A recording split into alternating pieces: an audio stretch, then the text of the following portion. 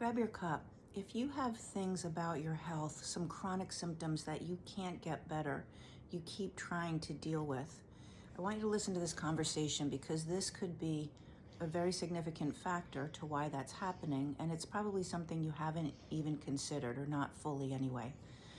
If you have things in your life separate from your health, but your experience of joy and fulfillment, this conversation also applies. So what I want to talk about today is something called conscious conflict.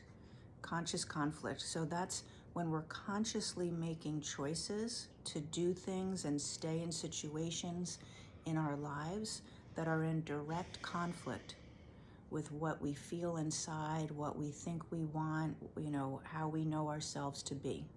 That's what that means. Conscious conflict, examples of that would be staying in a job that you absolutely don't like, but you either think it's the only way you can make the money that you need to make, or your family has expectations of you, or you already invested so much time, what else are you going to do? Conscious conflict could also be choosing to stay in a relationship that's toxic, but you have kids together, you stopped working when you had the kids, and now you feel like you couldn't take care of yourself, or you're just too afraid. Maybe you're too intimidated by the other person to take the steps to leave that relationship. But you're in conscious conflict. You keep choosing every day, I'm going to stay, but I'm not happy. I'm going to stay, but I actually have fear when I'm in my own house. I'm going to stay, but we're not connected, and I feel sad. That's conscious conflict. It also could be within a relationship, you just keep choosing to do certain things. So it could be your partnership, it could be in family relationships. You're the one that keeps saying yes to certain things and you don't want to, but the expectation has become, you're the one who does this, you're the one who handles this. You are afraid of people's disapproval or disappointment if you don't. So it's not even necessarily that you don't want to be in that relationship, but you find yourself doing things and you don't know any other way to be. Research shows that people who are not authentic to themselves, who don't express the truth of how they feel inside, are 4 times more likely to die than somebody who is living authentically. 4 times more likely. So when I say if you have chronic health issues, if you're living every day in a conflict within yourself and you consciously keep choosing that, what that happens to the systems in your body, what happens inside your body is so disruptive to how your body is meant to function that you can't get better. Your immune system cannot function the way it wants to. Your digestive system can't. Your sleep is impaired. And I'm sure you know that all of that is happening to you. You're constantly getting sick, you feel bloated all the time, or you have food sensitivities, or you have allergies. Your body's never fully well. But 4 times more likely to die if you're not authentic to yourself. So if you're in conscious conflict, the way to address that is to look at, why do I think I need to keep making these choices? What's in the background of the fact that I put myself in this position? And when you're living like that, it's not only your health, as I said before, it's not just your health, but that's a really obvious place that you can see the evidence of that.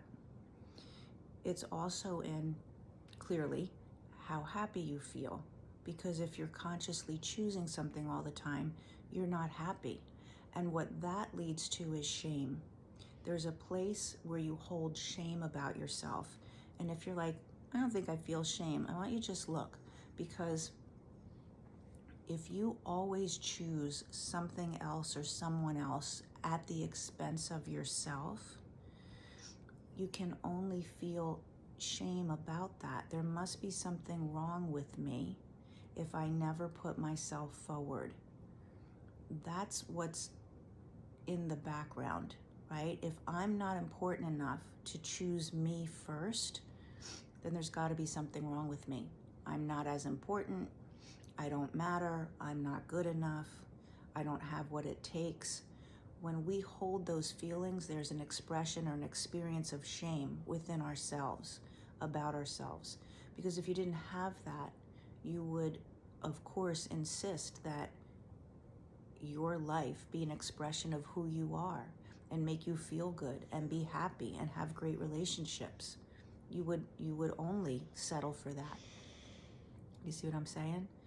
So then we pull in that feeling of shame. And shame is the lowest emotional frequency that we can have on the scale of emotional frequencies. If you've never heard of that before, I've talked about that before. I'm sure I will again, but you can look that up. There's a consciousness level, and that's related to the emotions that we're feeling. Shame is the lowest, heaviest emotion that we can hold in our body because it's a feeling that there's something wrong with us, with ourselves. Guilt is a little bit different. Guilt is a feeling about what you do. It's a feeling about, behavior that you've had. But shame is a feeling about who you are inherently, not what you do, but who you are. It's actually a spiritual wounding because in the spirit, your spirit is who you are, who you truly are within yourself, separate from your external expression, your physical body and the way that you are in the world. In your spirit is who you are. And if you feel like there's a problem there, it's a wounding in your spirit. And when we have that wounding in our spirit, that's that innate sense of sadness. When your spirit is whole and you honor who you are in your spirit, even when life is difficult or there's circumstances that are really challenging, you don't have that inherent sense of sadness. What you have is an inherent sense of, I can figure this out. I'm going to get through this. It will be okay on the other side, even if I don't know how that looks. So that sense of shame comes in when we are living a life of conscious conflict. And your health is the physical representation that will show up over and over and over to let you know that. That's the work that I do with my clients. That's the work that I had to do myself because I had significant health issues over the course of my life. And it was in healing those and then getting trained. When I worked with people that helped me heal it, then I decided to get the training that I needed to do the same with other people. So if that sounds like you, please put talk in the comments so that we can connect and talk about how your health is not improving, how your innate sense of sadness, however that's showing up. And sometimes it's also depression or anxiety, and what's going on in the background that's keeping that in place in your life, because that's not the life you're here to live. You know that's not the life that you're here to live. So I would love to talk with you about it or someone on my team. Okay, so put talk in the comments. Have a great day.